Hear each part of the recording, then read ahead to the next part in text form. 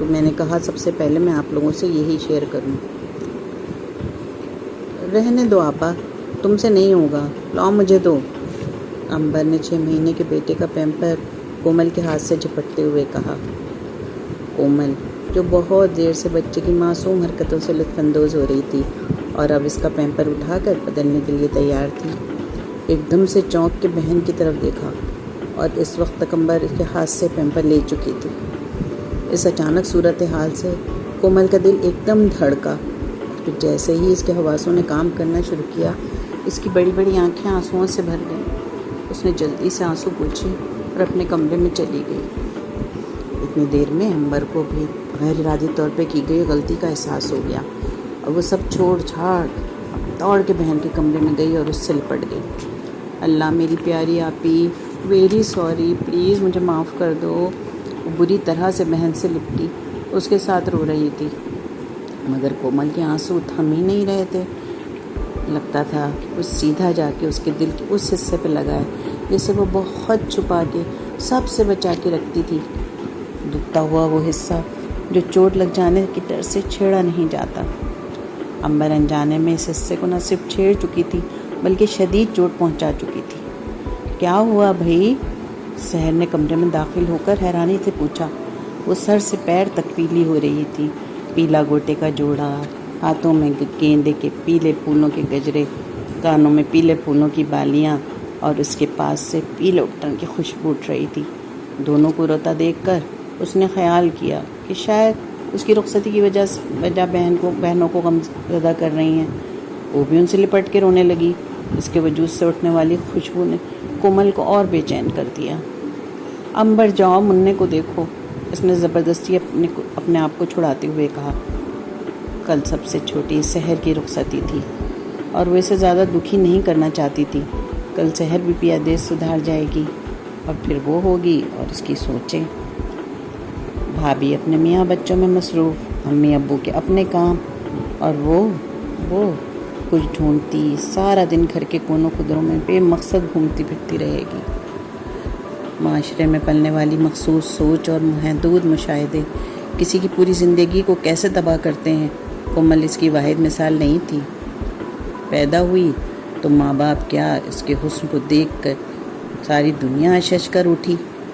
قدرت نے سب کچھ دل کھول کے عطا کیا تھا، پھر یک کے بعد دیگرے 1 بھائی اور 2 بہنیں دنیا میں آئیں، مگر کسی نے وہ حسن نہیں پایا جو کومل کو عطا ہوا تھا۔ وہ جیسے جیسے بڑی ہو رہی تھی حسین تر ہوتی جا رہی تھی۔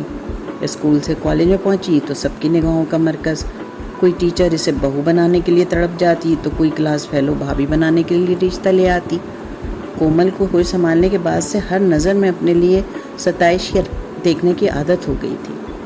17-18 سال کی عمر میں اس کے لیے بے شمار رشتے آ گئے، مگر اس کے ساتھ اس کے ماں باپ کا بھی یہی جواب ہوتا کہ اسے تو ابھی پڑھنا ہے، ابھی شادی کا سوال ہی نہیں۔ بغیر تفصیل جانے ہر رشتے کو ٹھکرا دینا بھی ان کی عادت بن گئی تھی۔ باقی بہن بھائی بڑی نارمل سی زندگی گزار رہے تھے۔ بڑے بھائی نے گریجویشن کر لی تو ان کی شادی ایک مناسب سی لڑکی سے کر دی گئی۔ کومل کو گریجویشن کیے 3 سال ہو گئے۔ اب بہو گھر آئی تو پہلی بار کومل کے اماں ابا کو احساس ہوا کہ اب اس کی شادی ہو جانی چاہیے۔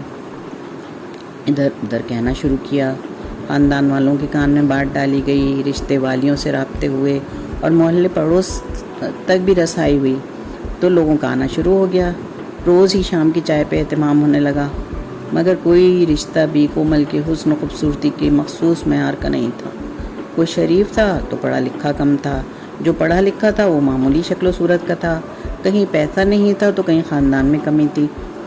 1-2 ہینڈسم لڑکے بھی آئے مگر وہ باقی خوبیوں پر پورے نہ اترے۔ کومل کو روز تیار کروا کے سر شام ہی بٹھا دیا جاتا۔ دھیرے دھیرے اسے اپنی شخصیت پہ جو غرور بھرا اعتماد تھا کمزور پڑنے لگا۔ اسے لگتا وہ شوکیس میں رکھی کوئی گڑیا ہے جسے جھاڑ پونچھ کے چمکا کے لوگوں کے سامنے رکھا جاتا ہے اور ان کے آنے پر اس کی ہر خوبی بیان کی جاتی ہے، مگر پھر سودا صحیح نہیں ہونے پر اسے کسی اور بہتر کے لیے رکھ دیا جاتا ہے۔ اس دن سب گھر والے بہت خوش تھے، تیاریاں بھی خاص تھیں۔ آج کومل کی دل کی کلی بس کھلنے ہی والی تھی، کیونکہ آج جو رشتہ آ رہا تھا ہر لحاظ سے کومل کے جوڑ کا تھا۔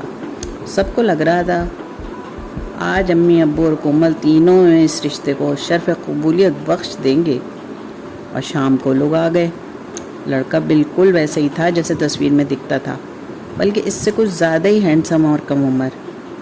کومل اندر داخل ہوئی تو باتوں کا سلسلہ ایک لمحے کو تھم گیا۔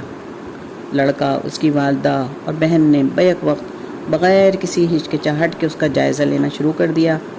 وہ بھی اپنی دھیمی خوبصورت سی مسکراہٹ کے ساتھ ان کی نظروں کا سامنا کر رہی تھی۔ آج اس کا لباس بھی بہترین اور ہلکا سا میک اپ بھی شاندار لگ رہا تھا۔ لڑکے کی والدہ نے چند مخصوص سے سوال کیے اور امی نے کومل کو چلے جانے کا اشارہ کر دیا۔ پہلی بار وہ وہاں سے بادلیں ناخواستہ اٹھی اور ڈرائنگ روم سے نکل گئی۔ پھر کچھ دیر بعد وہ لوگ ناشتہ وغیرہ کھا پی کر چلے گئے۔ سب گھر والے کومل سمیت ڈرائنگ روم میں آ کر ٹرالی میں رکھی چیزوں پر ہاتھ صاف کرنے لگے۔ کہیے امی ابو، کیسے لگے آپ کو یہ لوگ؟ اب تو کوئی اعتراض نہیں ہے نا؟ بھیا نے مسکراتے ہوئے کہا۔ ہمیں تو نہیں، مگر انہیں ہے، امی نے دھیرے سے کہا۔ کیا؟ سب نے ایک ساتھ امی کے اداس چہرے کو دیکھتے ہوئے کہا۔ انہیں کومل اپنے بیٹے سے بڑی لگی۔ اس دن پہلی بار کومل کو اپنے پاؤں زمین پر محسوس ہوئے۔ پھر سناٹا سا چھا گیا۔ یہ رشتہ اپنے ساتھ کچھ ایسی نحوست لے کر آیا کہ پھر تو رشتوں کا جیسے کال پڑ گیا۔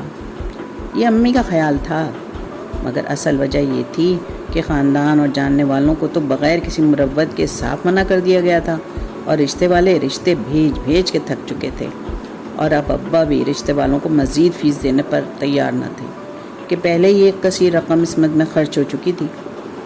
وقت دبے پاؤں بغیر کسی آہٹ کے گزرتا گیا۔ ہاں، مگر اپنے نشانات غیر محسوس طریقے سے کومل کے حسین چہرے پہ چھوڑتا چلا گیا۔ ہر رشتے پر چڑھ جانے والے امی ابا اب لوگوں کے آگے سوالی بنے رہتے۔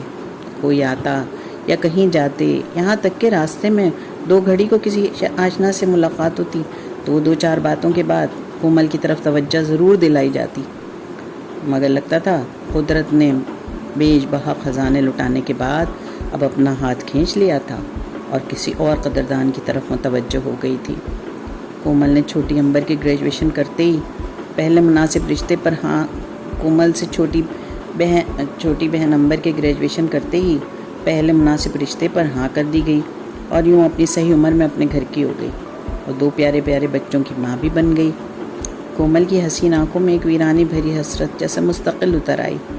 بھابھی کو بچوں اور میاں میں مصروف دیکھتی یا بہن کو اپنے شوہر کے ساتھ ہنستا بولتا دیکھتی تو عجیب سا احساس اس کے دل میں جنم لیتا۔ فطرتاً اسے کبھی کسی سے جلن یا حسد کا احساس ہوا ہی نہیں تھا، اور اسے اس کی ضرورت کبھی پڑی ہی نہیں تھی، مگر اب ان احساسات کی موجودگی اسے پریشان کرنے لگی۔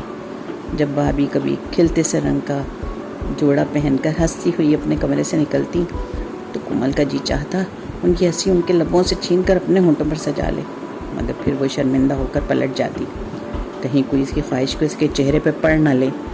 امبر کے گلگوتھنے سے بچے کو تو اس کا جی چاہتا کہ چرا کے بھاگ جائے۔ پھر جب سحر کے لیے لوگ گھر آئے، وہ تو خوب اچھا سا تیار ہو کر بار بار ان کے سامنے آئی، مگر ان لوگوں نے اس کی طرف توجہ دینے کے بجائے سحر سے انٹرویو شروع کر دیے، اور عمر کے اس فرق کو سمجھتے ہوئے بھی اس کا دل ضدی بچہ بن گیا، اور وہ ان لوگوں کے جانے کے بعد تک ان کے ساتھ رہی، ان لوگوں کے جانے تک ان کے ساتھ رہی۔ امی کی آنکھوں ہی آنکھوں میں سرزنش، امبر کی کوہنی کے ٹہوکے، کچھ بھی اس پر اثر انداز نہیں ہوا، اور وہ سب کچھ نظر انداز کر کے ان کے سامنے ڈھیٹ بنی بیٹھی رہی۔ تب امی نے اس رات بڑی رندھی ہوئی آواز میں اس کے ابو سے کہا، ہم سے بڑی غلطی ہو گئی کومل کے ابو۔ صحیح وقت پر صحیح فیصلہ نہ کر کے انہوں نے بھی ایسے اعتراف کیا جیسے کوئی مجرم کسی کے قتل کے بعد کرتا ہے۔ سحر کی بارات صبح جانی تھی، اور وہ اس بے چینی میں جاگ رہی تھی کہ اتنے سارے لوگوں کی نگاہوں کا سامنا کیسے کرے گی۔ وہ نگاہیں جن میں بظاہر رحم اور ہمدردی مگر در پردہ بہت سے سوالات ہوں گے، کہاں تک وہ ان سے بچے گی؟ سوچ سوچ کے اسے اپنے دماغ کی نسوں میں شدید دباؤ محسوس ہوا۔ وہ نگاہیں جو اسے کٹہرے میں کھڑا کر کے پوچھیں گی، یہ بتاؤ تم نے اتنے اچھے اچھے رشتے کیوں ٹھکرائے؟ وہ بھی تو تمہاری طرح انسان تھے، بے عیب تو نہیں ہو سکتے تھے؟ بتاؤ اب تم کس پر بوجھ بنو گی؟ بھائی پر، اس کی خود پوری فیملی ہے یا بوڑھے ماں باپ پر؟ وہ نگاہیں اپنے مسئلے چھوڑ کر اس کے مستقبل کے لیے فکر مند ہوں گی۔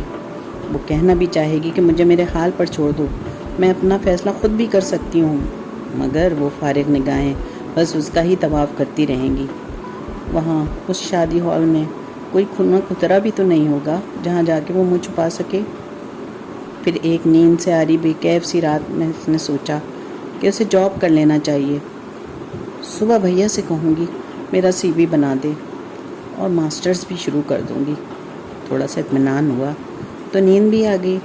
خواب میں اس نے خود کو بچوں کو پڑھاتے دیکھا اور زندگی کو ایک مقصد مل جانے پہ بہت خوش دیکھا۔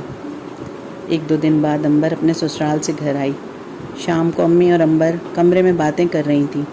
وہ چائے کی ٹرے لے کر ابھی کمرے میں داخل ہو ہی رہی تھی کہ دونوں کی گفتگو سن کر 1 منٹ دم رک گئی۔ امبر بیٹا، ایک تو اس کی عمر دیکھو، پھر 11 سال کی بیٹی، 9 سال کا بیٹا، گھر بھی اپنا نہیں، نوکری بھی خاص نہیں، امی دھیرے دھیرے کہہ رہی تھیں۔ مگر امی آپا کو بھی تو دیکھیے، تھوڑے دن بعد ایسا بھی نہیں آئے گا، پھر کیا ہوگا؟ امبر اداسی سے کہہ رہی تھی۔ کومل کی کانوں میں ایک طرف ان کے الفاظ پگھلے ہوئے شیشے کی طرح گر رہے تھے تو دوسری طرف دماغ کے پردے پہ وہ سوال کرتی بے رحم آنکھیں رحم دلی کے ساتھ پیوست تھیں۔ امی میں اس رشتے کے لیے تیار ہوں، اس نے کچھ گھبرا کر کچھ ڈر کر جلدی سے ٹرے میز پر رکھتے ہوئے کہا اور سر جھکا کر تیز قدموں سے کمرے سے باہر نکل گئی۔